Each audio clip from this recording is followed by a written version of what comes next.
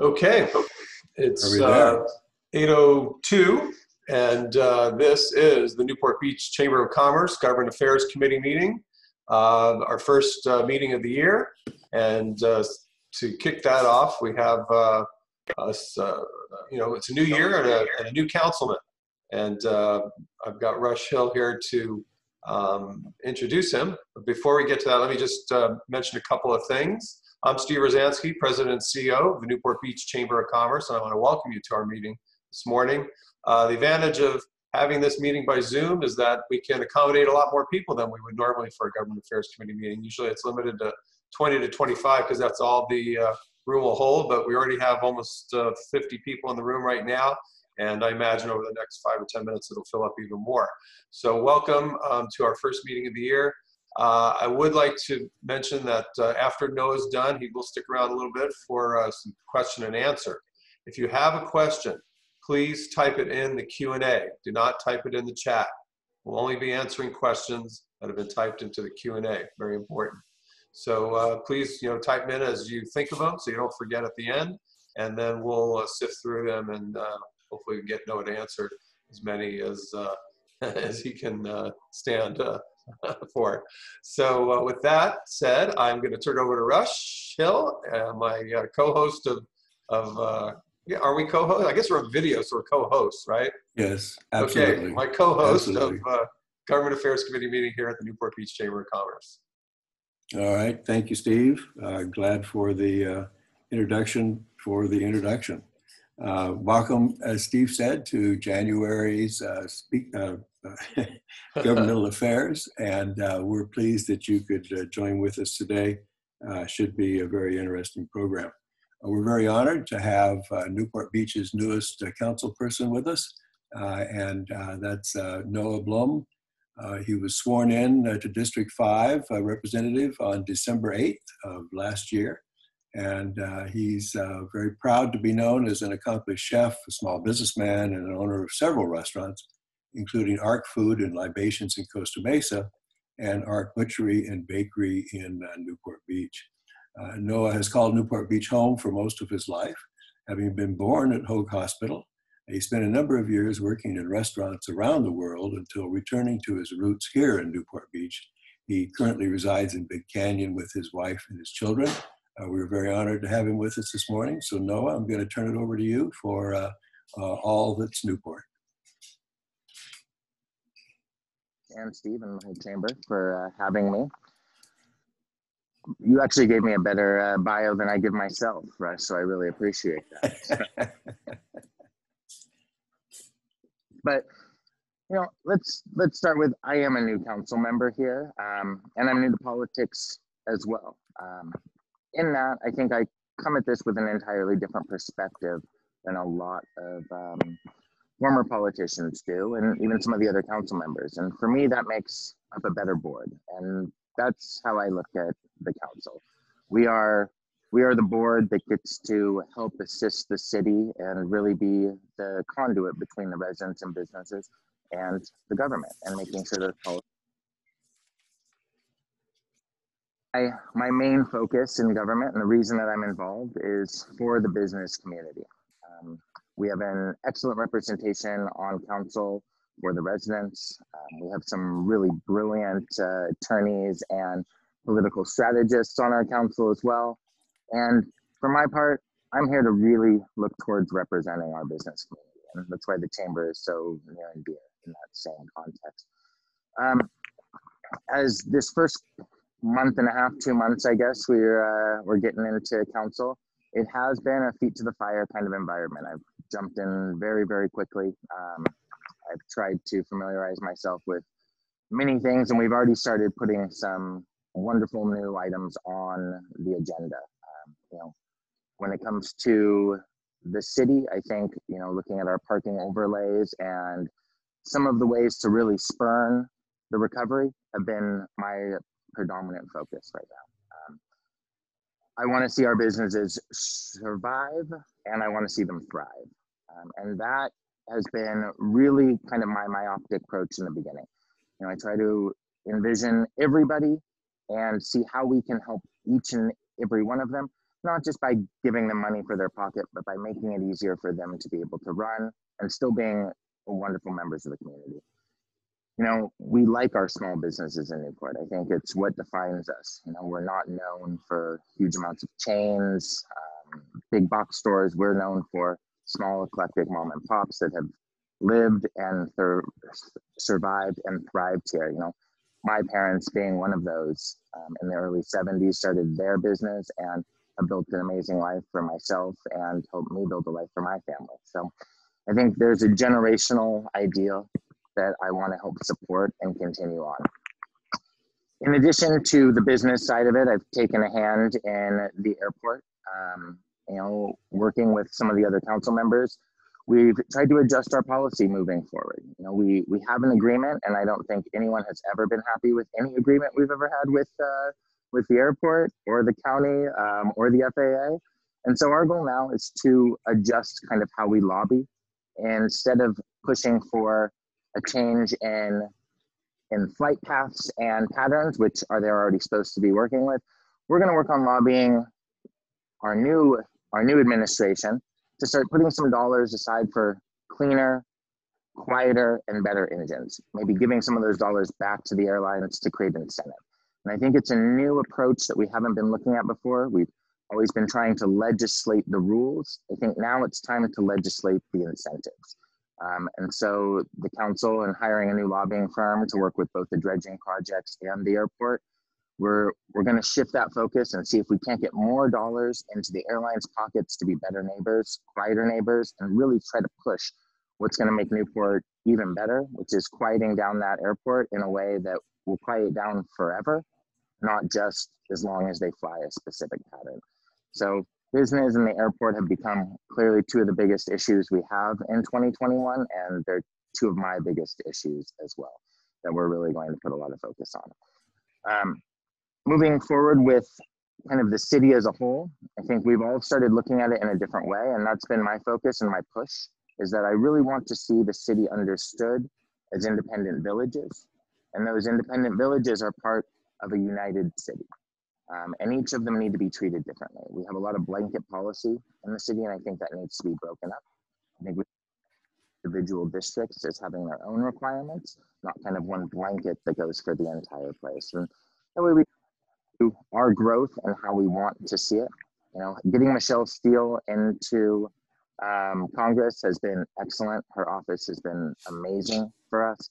They've been extremely communicative. You know, we've had a great opportunity to talk with the Congresswoman a couple of times since she's been sworn in, and you know, she hasn't been in there long, and she's already been amazing. So, you know, I think we're blessed with that assistance. Bye-bye.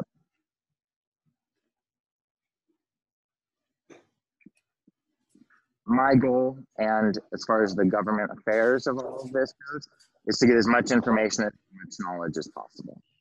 And that way we can keep making the decisions we need to better Newport. You know, there's been a lot on the table so far. The RENA numbers we denied, as was every other city that appealed the RENA numbers. And so, you know, it doesn't mean that we're at the end of the road there and we have to build them all. It just means that we have to keep moving forward with the plan. And I think we do have a really great plan when it comes to a lot of it. We have two wonderful areas, the airport district, and we're seeing some really great growth and some really great ideas that are popping up through there. And I think with the addition of wonderful parks and some of those new residents that they're looking to build, we're going to see that area transform. I think everyone can agree that if the airport area can start transforming, becoming more of a little uptown hub, then we're going to see a wonderful new revenue stream coming into the city. In addition, we're going to see new business opportunities opening up over there in areas that maybe were previously just unfounded and somewhere that no business owner would want to go. So I think that opens up what we have the ability to do in the city and kind of how we define our districts. And the other is Newport Center. I think we've seen great partners take on Newport Center. You know, we're seeing some great new projects that are being put on the table, you know, projects that I think take some of our older buildings, some buildings that maybe have not represented who we are as a city. They don't have the constant improvements that we like and keeping up our style and our success. And they're going to be transformed into some beautiful new projects. And that doesn't always mean higher and bigger. I always like to assure people that development and growth doesn't mean we need, we need skyscrapers, but it does mean that we have to constantly improve in each of the individual areas. And I think one of our hardest points right now is the massive loss of the offices. I see more vacancies going around through the Irvine Company high rises, through the small independents, and that's tough. It shuts down a whole section of our economy in that area. From the little restaurants and coffee shops that provide to the meeting rooms and the WeWork spaces. And we want to see that Newport Center return to kind of the vibrancy that it was. It doesn't mean we want more traffic there. I think some of those live work options are beautiful, but really those 2 points have been a huge focus of mine, getting a really solid new plan in for the airport district and really deciding how as a community we want to see Newport Center grow. And when I say growth, I mean connection. Really my goal is to find that quarter-mile connection. That each of our villages, if they can stay about a quarter-mile away, people will walk that quarter-mile. And the city can become more and more connected, even though it can maintain its individual identity and beautiful charm. So working with those 3 elements, really structuring with the business community, working hard to make this community quieter from that airport, and finding our areas of opportunity and growth have been my main focus on the council. We have a lot of other council members, and I think with each one of them, if we all bring an area of focus, then we'll just have a better team in general. The other big issue we have right now, we're still dealing with the 2020 pandemic well into 2021 now. And I think that communication has been our number one. We've been really fighting, our fire chief has been out of control. Jeff Boyles is such an asset to this city. Having our firefighters be EMTs, and he's working diligently to get them all certified to vaccinate. Our biggest issue that we're having right now is the county won't give us any vaccinations, but we have a plan that's beyond the city or beyond the county and state, that if they'll give us some vaccinations, we'll be ready to go at our fire stations, at Oasis, and all of our firefighters, who are all EMTs, will eventually get certified in the same process. And I think Jeff has been nonstop on that, really pressuring the city, or really pressuring the county, working with the county health and trying to get that rolled out as quickly as possible, because we all know there's a huge amount of frustration for it. The apps don't always work, as apps usually do, especially when they're run by government. We're not necessarily the greatest IT people in the world, but we're going to find a better solution. And I think with the diligence of what our city is and with the strength of what our fire department is, we'll be able to roll this out in just a much stronger, better way. And the last thing, that I really want to touch on in government is what always drives me, and that's unity. In the business world, we don't get anything by fighting. It doesn't ever bode well. We sit around a table, we have discussions. Those discussions aren't always what we want them to be, but at the end of the day, we can both agree to disagree, smile, shake hands, and make a deal out of it nonetheless. A huge amount of that focus has been Balboa Island for me. With 2 separate associations, one working on improvement, one working on preservation, we've really tried to bring them back together, really tried to bridge the gap, because both of them want the same thing. They want a better island.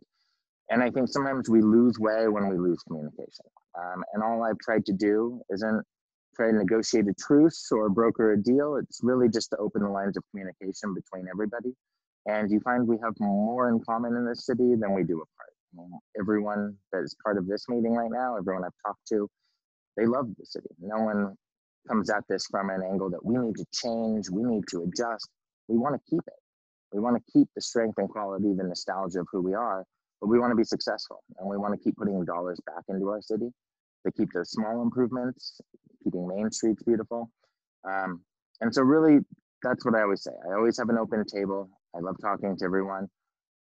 Anyone that has met with me knows that I definitely have an opinion about some things, but I'm always willing to hear your side as well. And I think we can always build more perspective. And that's what we've been missing out of government for a while, is that understanding that our perspective isn't their perspective, but somewhere we get to meet in the middle ground. And that's why I'm here. I'm here to be a conduit between the business and residents, to and the city staff, make sure that we can get the most done that we need to. You know, in addition to those things, I think we're working really hard on the parking overlays, and I think that's been a big focus. I know that Simone George has been doing a great job of this. He's already instituted elements of it, and his department's been working very, very hard to adjust some big issues that we've had over the years. That, you know, we do have different ride sharing services. We do have people getting places in different ways, and if one thing 2020 has taught us is that our community is strong and our community loves being in our community. You know, shutting down travel has really brought residents home. And I think we've seen more people on the streets walking Newport in the last year than I have ever seen in my entire life here. And I think that's a great thing. It adjusts kind of how the city is going to run in the future. And I think if we can keep that up, even beyond the pandemic, keep people on the streets, walking our bridges, you know, exploring the harbor, especially our residents, then we gain something. We gain so much more. People realize it's not that far from one village to the other, and it starts connecting them in a better way. And I think that's really what the residents want. We want more people on foot. We want more people parking in designated areas. And I think bringing some other people back into the fold, you know, I've been very vocal about wanting the Irvine Company to get back into the city. I know that we had some contentious issues about 6 years ago, and they haven't wanted to put the same investment back into Newport that they had previously. And I think we have some great spots where we can find wonderful investment that's mutually beneficial for all of us, especially this city, in the form of new parking structures on some of their property that could really limit parking problems in the specific historic villages that we have, and give people that quarter-mile walk that really makes them enjoy the majesty and beauty of who we are. So as my policies move forward, those are my main focuses, and they always tend to be slightly business driven. But you know, that's just kind of who I am. I like that entrepreneurial spirit. I think that if we look to solve a problem from a different mindset than created it, we can always have better successes than just trying to work the same issues the same way. So that's most of my long and short of it. I think that as we move forward, you know, I always say my table is open. I would love to hear from each and every one of you, your ideas.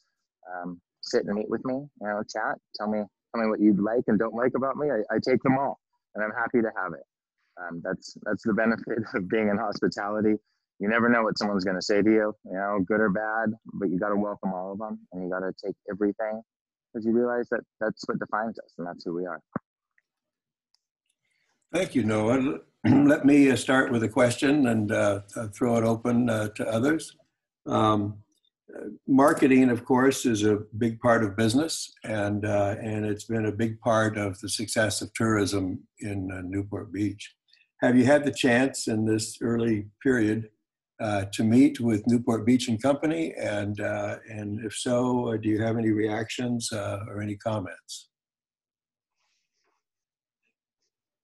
Oh, you're muted. Can you start over again?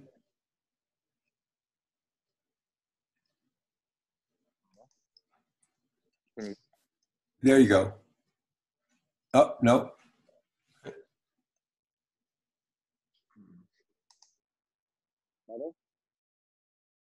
Yeah, Noah, can you hear me? Yeah. Yeah, for some reason, Rush, when he talks, you become muted, and your voice is a little muffled. Maybe you can adjust your microphone. I'm actually in the mountains right now, so I'm. Oh, lucky you. There's no snow behind me, but I was promised some later on in the week. So yeah, Newport Beach and Company. Yes, I actually have met with them extensively, and whether it's from the tea bid or the restaurant bids, yes, we've spent a good amount of time going back and forth and chatting about kind of some new structure we can take with Newport Beach and Company, focusing the marketing dollars on all sides. I know that Steve has worked really well with them to try to develop the stronger marketing plans. And, you know, we were just talking briefly, my wife sits on one of the restaurant bids. And so, you know, the restaurant community, the business community at large, we love seeing those marketing dollars pull in, and we love having the ability to help focus them. And so I think there's some great new propositions on the table at Newport Beach and Company to change some of the structure of those bids to maybe find a better revenue source, more community involvement, more business involvement, rather than just an assessment at the end of the year. And I think, you know, the best way to help with marketing is money. Money makes marketing go round. And I think if we can get a better approach on that, I think it's only going to get better and better for us. When it comes to Newport Beach and Company, I think they have their finger on the pulse of a huge amount of the businesses in the city. They want to see their success because our success is their success. I think where we're lacking in that is the input from a lot of the smaller businesses that don't necessarily understand the way that government works, or the way that a lot of our bid structures work, or how to get on a lot of these committees. And I think that will be a huge focus for me, is getting that outreach taken care of, really getting other people involved. And I think in some of the new structures, being able to bring or get a consensus of the businesses together, moving it from kind of this antiquated 89 system and moving it into the 95 would really be beneficial to a lot of the groups. So I know that will most likely be up on a future council meeting to see some of those adjustments. And I know some of the members are voting for those as well. But we're definitely focused a lot on Newport Beach and Company right now and assisting them to help get us through 2021, because this is the area of recovery. This isn't the area of reaction. So we're looking forward to that. Okay, Noah, we have a question here in our Q&A. It's from Phil Betancourt. Phil's well-known around town here. He's been involved in Newport Beach and worked with the development community for many years. And his question is, have you formed any opinions on the best options for the future of the Newport Banning Ranch?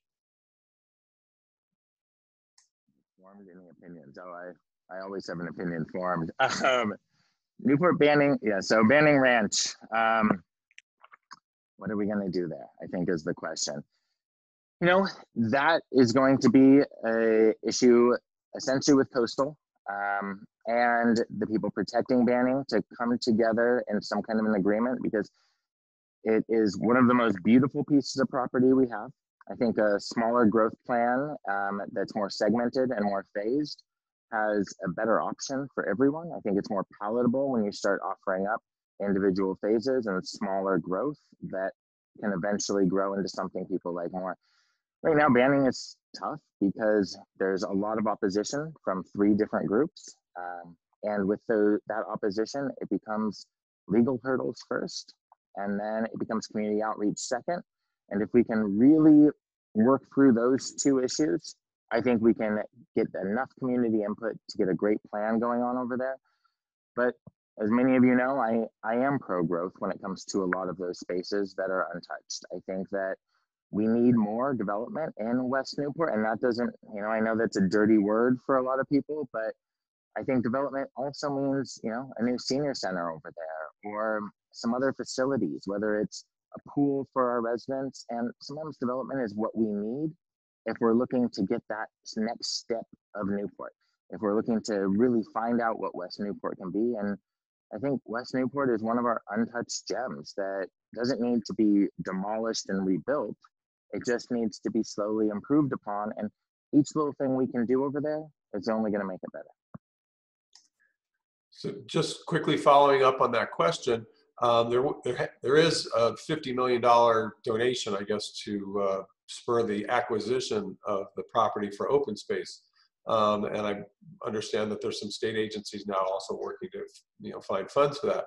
Do you support those efforts, or you prefer the development option? Open space as well. I think if we're talking about open space, like a gated off area that can only be enjoyed by looking at it from a fence, then that's not my favorite open space. I like open spaces that are parks, that are walkways. And with that, we have to remember that no one will make it over to those open spaces if there's not a reason to go over there in addition to just an open space. If all we do is segment it off and say that this is this is not good to be developed on ever, well, I think we lose something. You know, adding parks, adding trails, adding the recreation element to it, and then keeping some of it untouched and unspoiled is wonderful. But, you know, I always look back when I grew up and bison ended at MacArthur and the bison still hung out in that open space.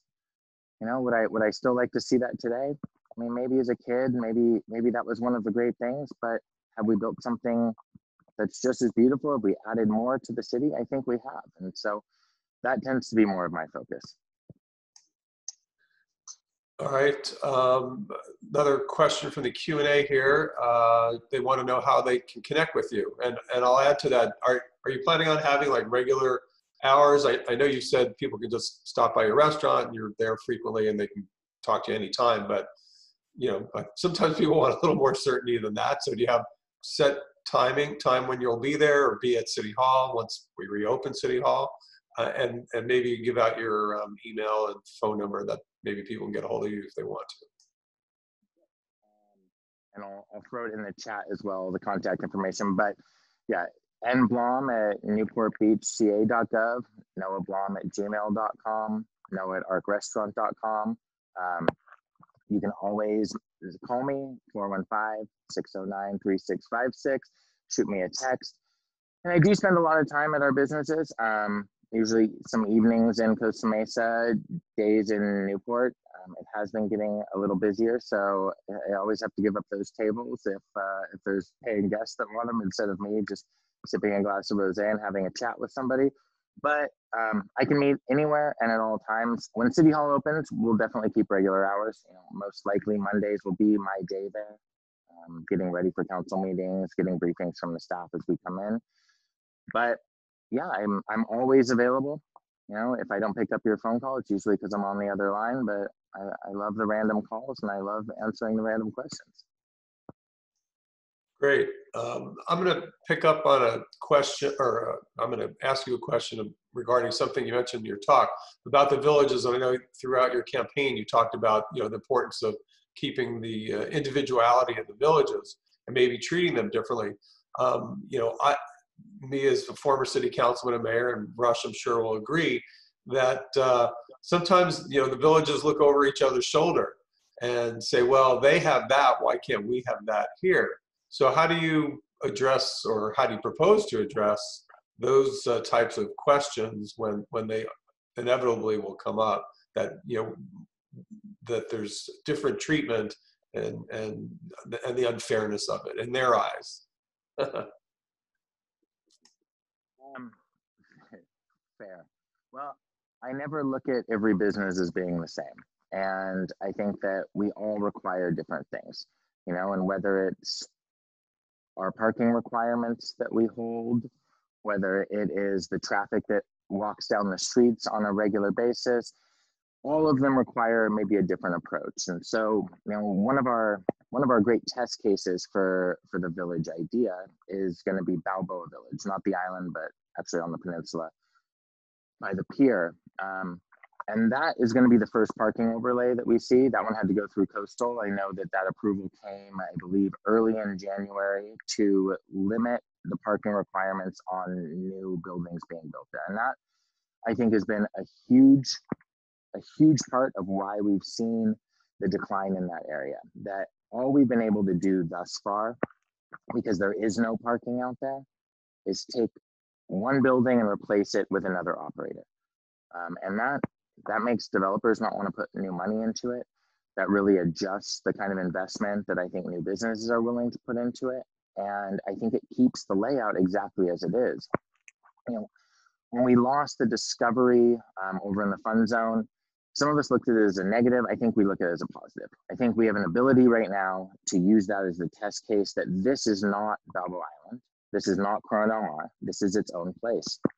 And in showing that, I think it can help develop each village taking kind of a personal approach to what it's looking for. You know, in the last council meeting, we've dealt with the trees on Balboa Island extensively. I know it's been a point of big contention for a number of years. And in the end, that decision of making those extra special or landmark trees down Marine was wonderful and approved and happy for not only the residents, but the merchants down that street. And that doesn't mean that we want to now take every tree down every business district and make them landmark trees. I think that was specific to the island. And I think by pointing out the areas that we found improvement that are different from other villages, we can show that we're not the same and we do need these slight adjustments. Because Lita Marina Village does not need the same things that Corona Mar needs. Corona Mar needs some kind of a centralized parking idea so that people can walk the streets of PCH. And we want to see people walking more. And that's always been my focus. So if we can look at it as the large way to answer your question, sure, we want better parking throughout all of our villages. We look at it the individual side, I think each one is iconic and unique in its own way and has a history that needs to be exemplified. Okay, there's a couple more questions in the Q&A, but maybe Rush has another question. Gonna have to unmute, Rush. Thank you. I just wanted to know if you would repeat your email and your telephone number so everybody could get that down correctly. Blom, T as in boy, L-O, at gmail.com is the easiest one you can always go to, and that forwards to all of my accounts. It's nblom at newportbeachca.gov. My telephone number, because it was my first phone number I ever got, 415-609-3656.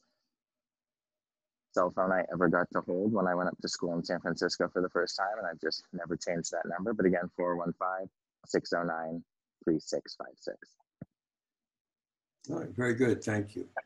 Yeah, I still have a 714 number. That's my original number from 25, 30 years ago, probably. That's because you're old. Yeah, we're both old. You're older than me, though. I don't have hair, but yours is all gray. There's another question here from Dennis. Dennis is asking, well, I'm only going to address the first part. The second part is a little too technical for, I think, this. But you talked about the airport and some solutions there. Are you now on the aviation committee? And if you can tell us maybe some of the other committees that you're going to be serving on over the next year. I'm on the aviation committee. I am the vice chair on that committee. I will be on the water, the water quality committee as well. And then we'll come up with some other committees as those terms start coming about. But those were the vacancies we had at this first assigning. So I know that we're looking forward to the finance committee and some other of those great options that are coming forward. But yes, I am on the airport committee. Okay, I think we're going to be running out of time because we do have two legislative representatives with us this morning, and we want to get to their reports with the start of the new legislature up in Sacramento. A lot of the things that really affect our daily lives happen certainly here in the city of Newport Beach with the city council and city government. But next up is probably Sacramento, and they've been quite active over the last few years and passing a lot of legislation that's directly impacted, our businesses as well as our personal lives. So, Noah, if you could, we are Chamber of Commerce, and obviously we represent small business here. I hope you're. I know you've said you're a supporter of small business, and I believe that because you have been a small businessman. You know the struggles. So do you have any plans or proposals specifically directed towards small business that might help us get through the next 6 months here, until most people are, vaccinated, and hopefully the state starts, lifting some of these draconian restrictions on, restaurants, which obviously you have suffered under, or at least are subject to, and but other businesses that are just not seeing the traffic in their stores because of stay-at-home orders, or as you mentioned over in Fashion Island, people just not working in the office buildings, and that they're working, telecommuting, things like that. So how do you plan on supporting small business over the next 6 months? That's a great question. 6 months is really the metric of difficulty right now. If we were to look at it, we can't institute a bunch of large policies to make those changes. I know that We've worked with both grant programs to really help with the struggling smaller businesses that are having a hard time making it through in the city, and the chamber has been really wonderful on those, trying to make that happen. I think touching back on one of Rush's original questions was really getting Newport Beach and Company involved in those marketing dollars to get people back into Newport, letting them know that hey, these shops are allowed. I think a huge amount for the next 6 months is communication. I think people don't know. They don't know what orders are. They don't know what's coming out of Sacramento, as it does change so often. And so my goal with the city will be in these updates, and especially in my outreach to small businesses, to really let them know, hey, this is what the city expects, this is what the county expects, and this is what the state expects, and this is how we want to support it. And I think sometimes it is those questions of ambiguity that really make it difficult for a business owner. They don't know what tomorrow will bring, or if things will change in the next few days. And so I think it's about that education that's going to help the next 6 months. I mean, always marketing dollars will be great in there. And then I think post 6 months, it's about the legislation we can put in place, and it's about bringing new residents back to the city to help support those businesses. If we can't get those office buildings filled, we have to find something else to put there, because it's people that drive business. It's not just dollars coming from anywhere else. We need the people in the city. We need them spending their money here. And so I think that'll be our focus. Okay. Actually, one last question, one more I just thought of, because it's so important now. Is there any plans for the city to assist in the vaccination efforts for the coronavirus? A huge plan on that. And I think our fire chief has been one of the most vocal people about it. He's been pressuring not only the state, but the county nonstop. He's been certifying all of our firefighters as EMTs to be able to administer the vaccination. So we're ready. I mean, if we could just get 1,000 doses a day from the county, we would be utilizing them in a perfect structure. I mean, our firehouses are available to do it, and Oasis Senior Center is available to do it. Our issue right now is we just can't be granted any vaccines whatsoever. So I know that he was at the Disneyland super pod that they were doing, and he was pressuring our health director to the county health director to get vaccines to us. How can we get them? We're ready. We don't need individual pods. We don't necessarily have to rely on other cities in Newport because of the strength of our fire department. And they're all EMTs. We're getting them all certified. So I think we'll be on the front line of that if we can just get some of the vaccines here. Okay. All right. Well, Noah, we're very pleased to have you with us. I guess it would be appropriate to say welcome to your second full-time job that you get to participate in. We think you're going to be very active and very good, and we look forward to seeing everything progress. So thank you for your time this morning.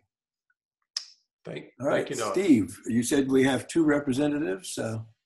Yes, so this morning with us we have Jessica Wang. She's with Assemblywoman Kati Petrie-Norris's office, and Ash Alvandi. He's new to our group. He's the representative for the new State Senator David Min. So I'm going to promote Jessica up first to talk, since she's got seniority, and she should hopefully pop on here if she puts her video on. I think I promoted her. Promote to panelist. There we go. All right, there we go. Here she comes. Jessica? Oh, it's a little hazy there. Good morning, everyone. Do you have something over your camera? It looks like you're in a fog. Much better. How's that? Excellent. Much better. So Good morning, everyone. Good morning, Jessica. Welcome to our Government Affairs Committee meeting here for January. And I hope that you have some great news from Sacramento for us on behalf of your boss, Assemblywoman Kati Petrie-Norris. I do, but let me just start off, since we were just discussing vaccines, by saying we are actually hosting a town hall on Facebook Live with Dr. Clayton Chow today at 3 p.m. So we invite everyone to join and to ask your questions. If they aren't answered live, please feel free to email or call our office. We will respond with an answer. And if you don't have our Facebook address or our Facebook URL, it's facebook.com/assemblywomancpn/live. And it's also going to be available for replay, and it's also going to be simultaneously broadcast on with TV. So we're getting the word out. So great. yeah, Well, maybe you can put all that in the chat after you're done. I would be everybody happy can to click do that. onto it. Yeah. All right, you got 5 minutes to tell us all things Connie Petrie Norris. Well, it's the big boss did actually want me to thank Newport Chamber first and foremost for your support on SB 74. It's gaining traction, so I look forward to have a more substantive update in a few days. Just to Why don't you tell us what SB 74 is? So for the that's true. Not everyone knows. So yeah. SB 74 is, and I'm quoting verbatim, is the Keep California Working Act, and she is a principal co-author. And it's going to invest $2.6 billion into the Keep California Working grant program to provide grants for small businesses and nonprofit organizations which have been impacted by COVID-19. So there was a press conference about a week and a half ago, actually about 2 weeks ago at this point, to help kick it off, and they keep gaining co-sponsors. So if you have any questions about the bill, I would be happy to connect you with our legislative director, Andrew, or if anyone on this Zoom would like fact sheets, I would be happy to send those over. And once I'm done, I'll also include my email in the chat, so please feel free to just go ahead and send me emails saying, hey, I need this information. And we also have 2 bills which I think are very relevant to this chat now that the legislative session is back. And it's AB 44, which is for real estate licenses. And it's going to continue the use of a realtor's former surname for businesses, as long as both surnames, former and current, are filed with the Department of Real Estate. So I think that cuts down on a little bit of red tape for just anyone involved with real estate. And also we have AB 265, which is labs, and it's going to remove the 80% Medicare cap on reimbursement rates for laboratories in California to help them retain laboratory jobs. So I think that is important, especially since med tech is such a critical part of our district and the surrounding areas. And that's sort of the quick legislative update. There are other bills that are being introduced, so I'm happy to send those fact sheets over as well. And in terms of district work, the Vaccine Town Hall is our most media event, but we're also about to announce our annual Women of Distinction event. So if you know of any women business owners that you would like recognized by our district, send that over, and we will sort of have that recognition in March.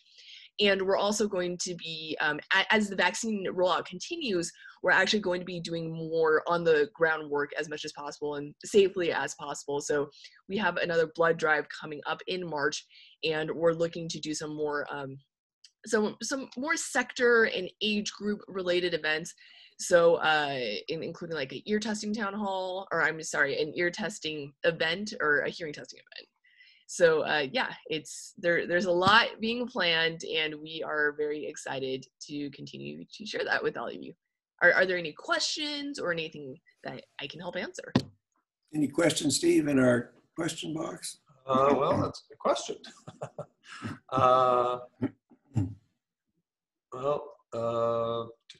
Will you please explain the bill about the realtors? I'm assuming that was for you, from Sue Podney. She's a well-known realtor in town.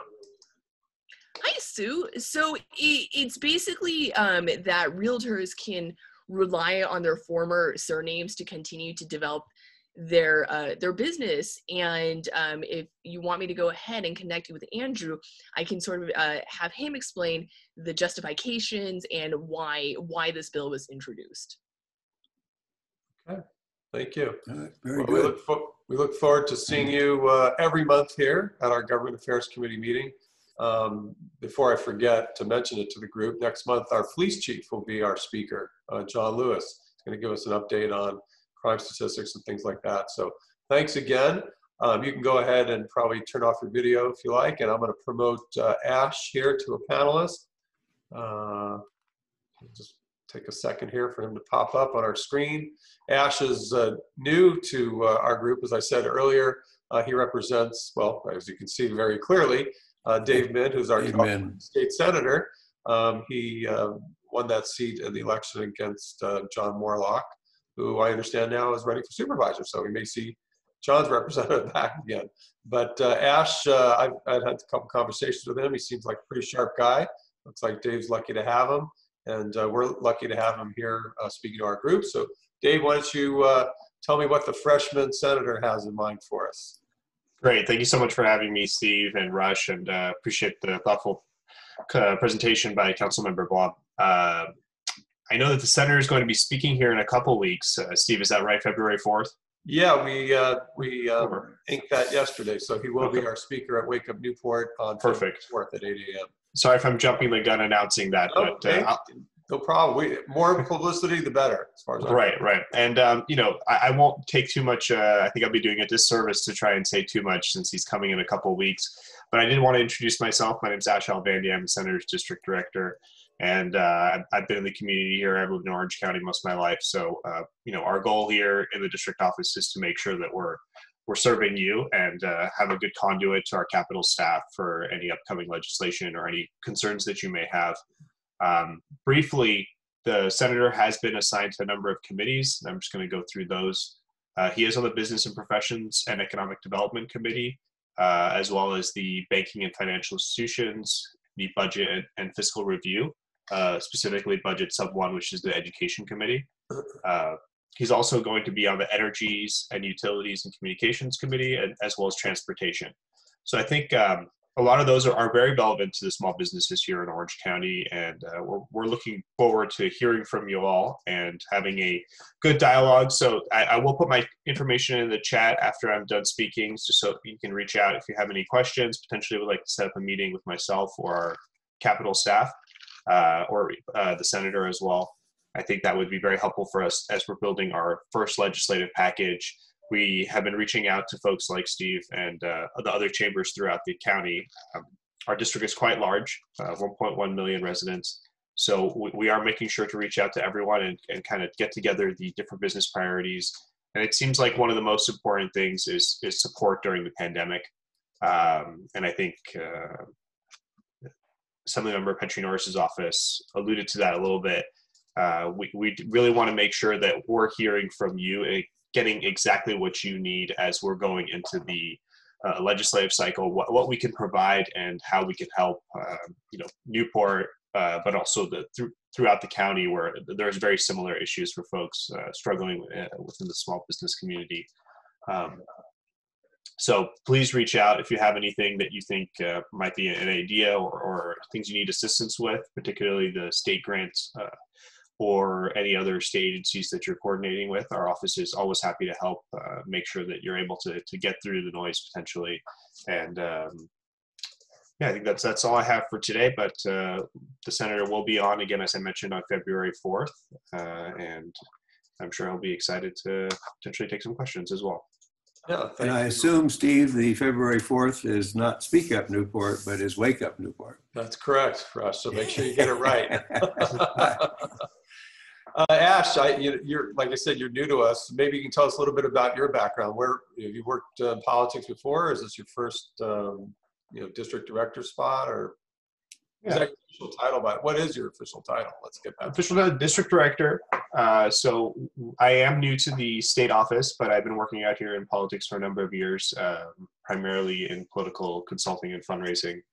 But I was on the senator's campaign side as well, but we've been working for a number of years here to make sure that we're building good coalitions. So I've worked with different chambers and different organizations in the past. I guess that's about a brief. I'm from Orange County. I live in Irvine. Okay. Been here Any most of my life. kids? Why, married yet? I am married. Yes. Oh, you are. Oh, Married I was thinking about doing like a chamber bachelorette show, but you obviously won't be to participate.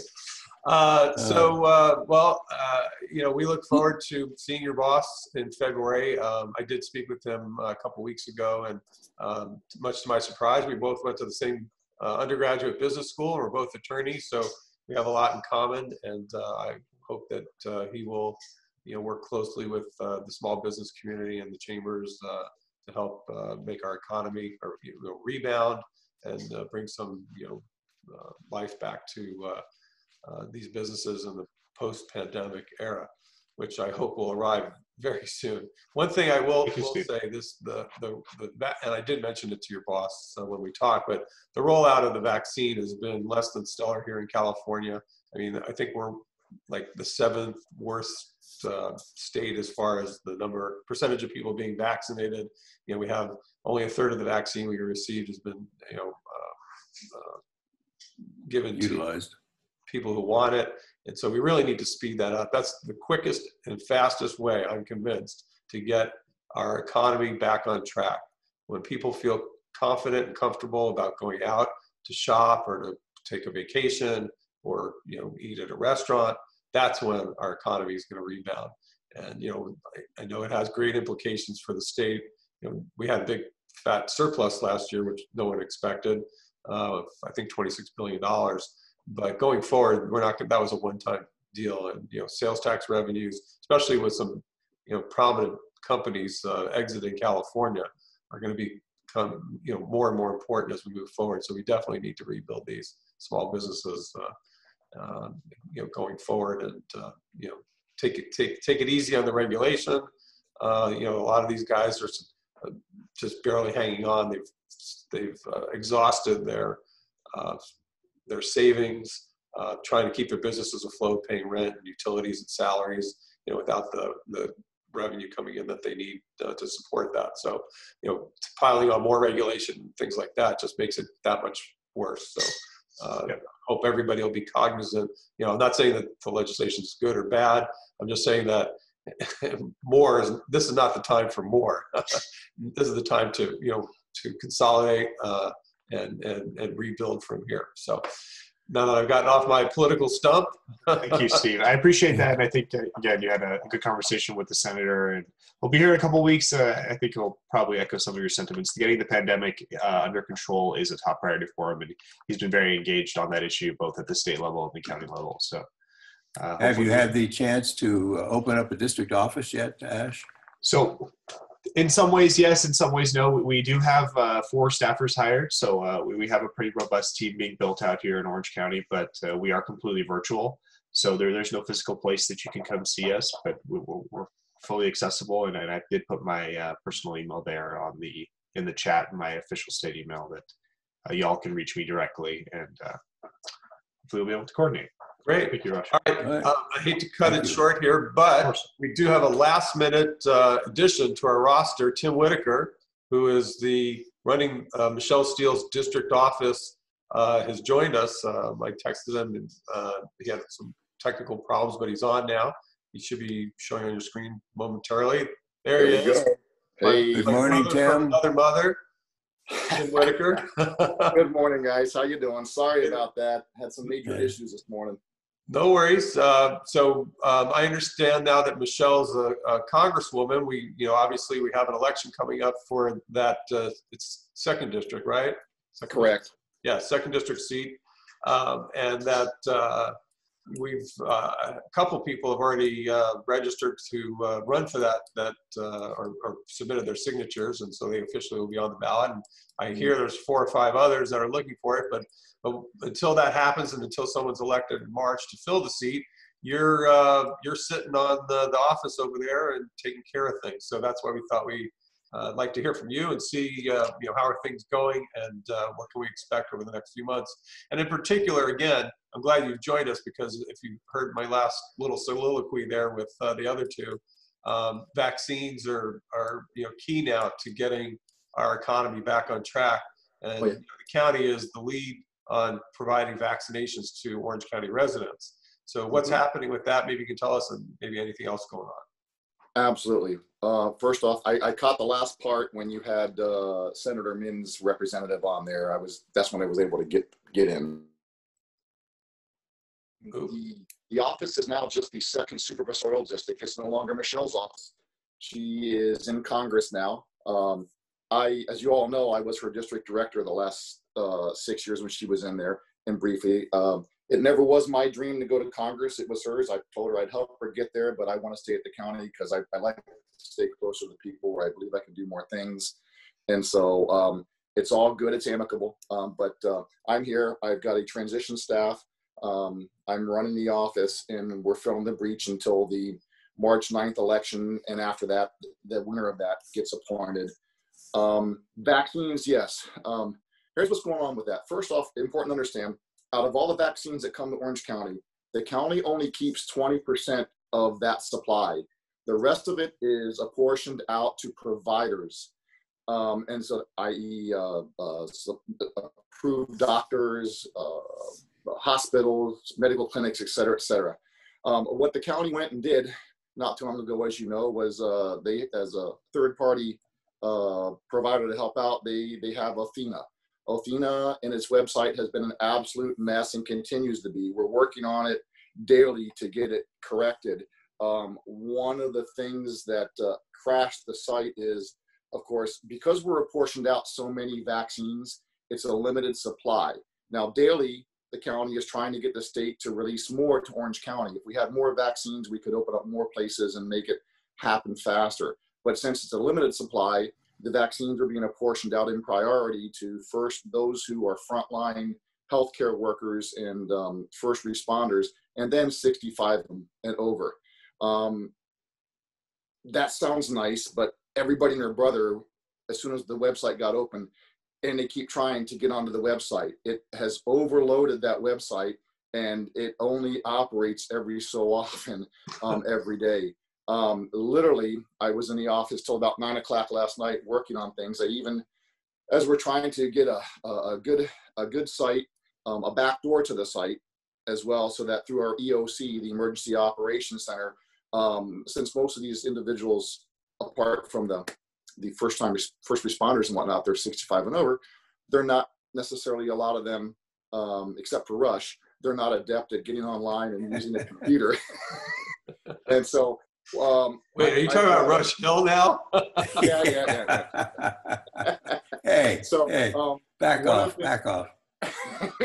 One of the things that I had suggested to Frank, we're going to talk about it again here in just a little bit, is that we need a back door to the Atheno site. And if we can get that back door so that we can have Orange County EOC workers at point of contact through a phone number, take the calls and do the input and whatnot of the individuals trying to get registered for an appointment, that would move a lot smoother. I can't wait. I was just checking my emails before I got on to see if there's anything new yet, and there's not. I have an 11 a.m. meeting to see what we're doing further.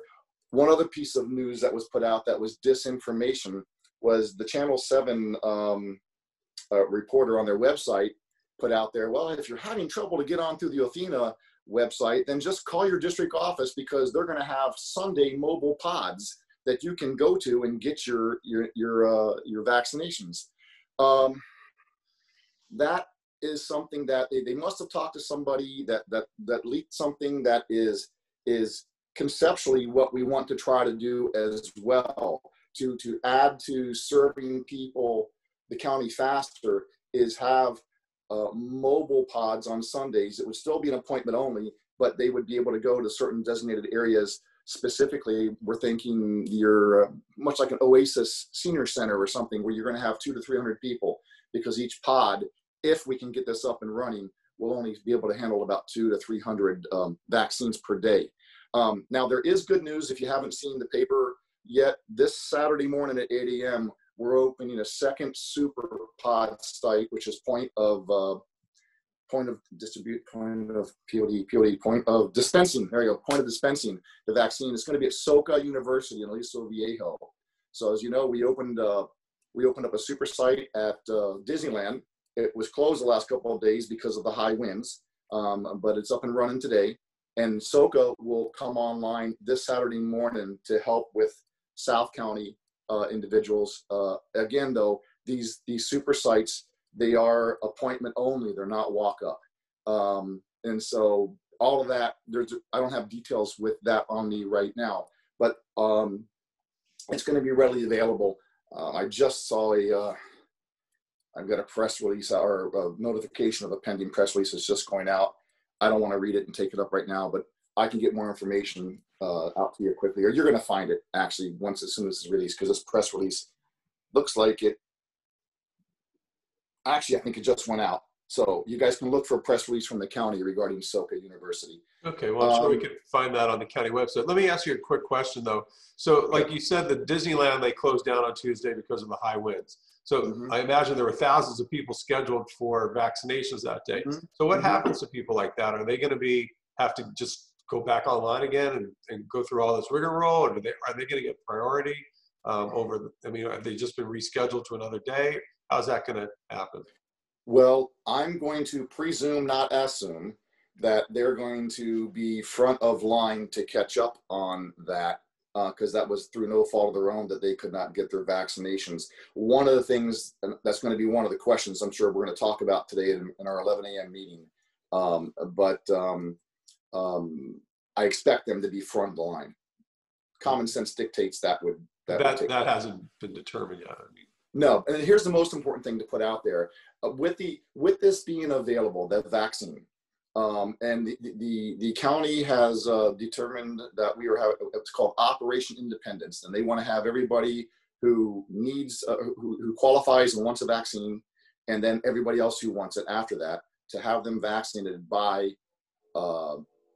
July 4th. And so vaccine, what's going to require, well, it's going to require a little bit right now, some patience on people. The Athena site is a mess. Folks not waiting their turn to get on there and overloading, trying to get this thing.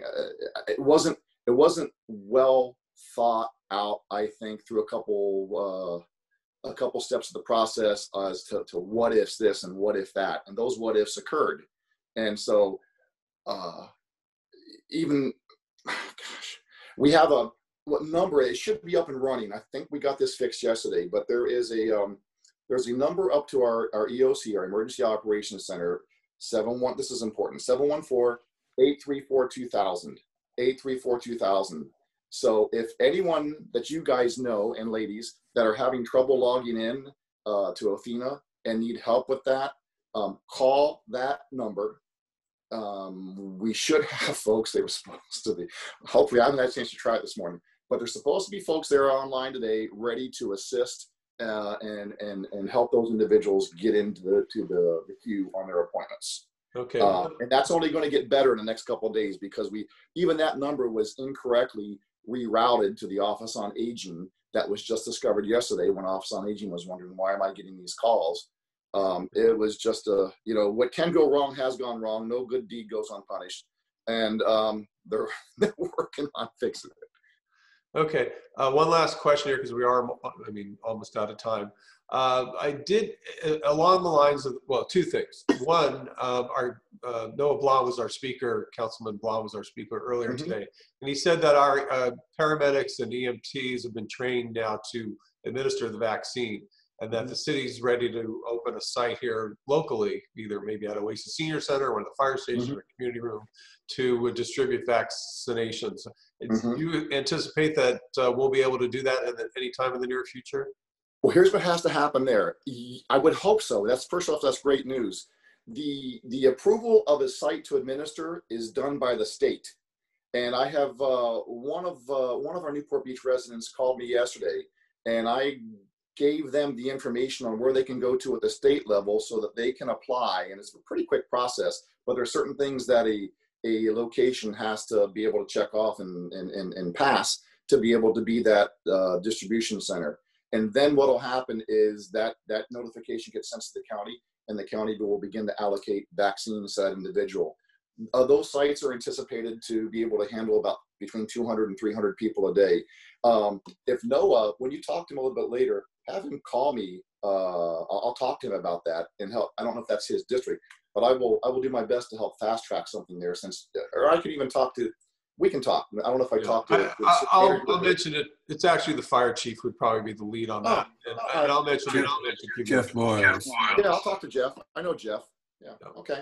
So, and then my last question is, before we go, with regard to the reservations, I don't remember where I read it, but I thought I had heard that they had actually changed the scheduling of the vaccinations from you have to log on to the Athena app and this and that to get your appointment, to you'll be notified with an email that you can now schedule an appointment. Is that accurate or not accurate? I cannot answer that question at the moment. I don't know if that's accurate. All I can tell you is it's a bumbling mess when you go in there, because it doesn't give you an appointment right away. It wants you to check back daily, and there's a couple steps to jump through, which I think was just silly, to determine what's up. And again, I'm not that far behind a lot of folks here. As a senior citizen, I wasn't born with an iPad and stuff in my hand, so it's more of a challenge for our senior citizens to do this thing. An important tip though, when folks are trying to get on, before I forget, a laptop works better than a phone when trying to deal with the Athena website. So encourage folks to try through their laptop or their workstations instead of their cell phones. Okay, well that's good to know. I tried to load the app onto my mother-in-law's iPhone, and I couldn't get it to load, and I couldn't figure it out until I realized she has an iPhone 5. So I was told at the end of the day yesterday, after politely inquiring and firmly insisting, supposedly we had another website through Athena to go to, and so they sent it to me, and I got to the first page. I'm like, oh, this is great, and I clicked on new patient because I wanted to see what was up. This was at about 4:30 p.m. When I left the office last night at about 8, it was still spinning, waiting to connect me to try to get into that point where I could register. That is unacceptable. yeah. And that's why I cannot. The point I was trying to make was her phone is like 10 years old, and the technology of her phone doesn't support the app. Yeah. So No. I took care of it for her on my phone, but these are struggles, especially seniors who are not out there buying the latest and greatest technology. No, they're not. They're not. And they don't understand why is that thing still spinning. So on that note, I appreciate you coming on here at the end. We look forward to seeing you every month, at least until the new until the new supervisor is elected. Maybe we'll still see you even after that. Who knows? You just might still see me after that. The office number hasn't changed, ladies and gentlemen. I'm still here, so you have some continuity of service. So if you had questions that we can't get to now because of my fault getting on late, please call me at the office, and if you have my cell, and I'll gladly talk to you and answer any questions you have. Thank you, Tim. I'll just mention, thank you very much. It would really be good if you and Jeff, our fire chief, could chat because he's ready to go. Yeah, Mr. Chair, I will call him within about 30 minutes. I will call him. I've got something else to do, and I will work on that right away. And I'll circle back with you, let you know what's happening. All right. Thank you very much. Steve, I think we're out of time. Yeah, we are. I'll just mention, don't forget February 4th, as Ash mentioned earlier, we'll have State Senator David Min as our speaker. On February 18th, we'll be with Wake Up Newport. John Lewis, our police chief, will update us on all the police statistics for 2020, as well as talk a little bit about this court case that was filed against the sheriff and the judge that's basically telling him to let half the prisoners out of jail right now, and how Newport Beach is fighting that. So, and I think February 18 is governmental affairs. Yeah, February 4th is Wake Up Newport. February 18th is governmental affairs. That's right. Yeah. Both at 8 a.m. And you can go to our website at newportbeach.com and register for both of those events, and as well as anything else that we're doing here. So with that, I'll say thank you all for joining. Thank you to the representatives for coming on, and thank you to Councilman Noah Blom for being our speaker today. Rush, do you want to take us out of here? I just am very pleased to see the turnout today, and look forward to you joining our next Zoom. Thank you. Thank you. Have a great rest of your week, everybody. Take care. Bye-bye.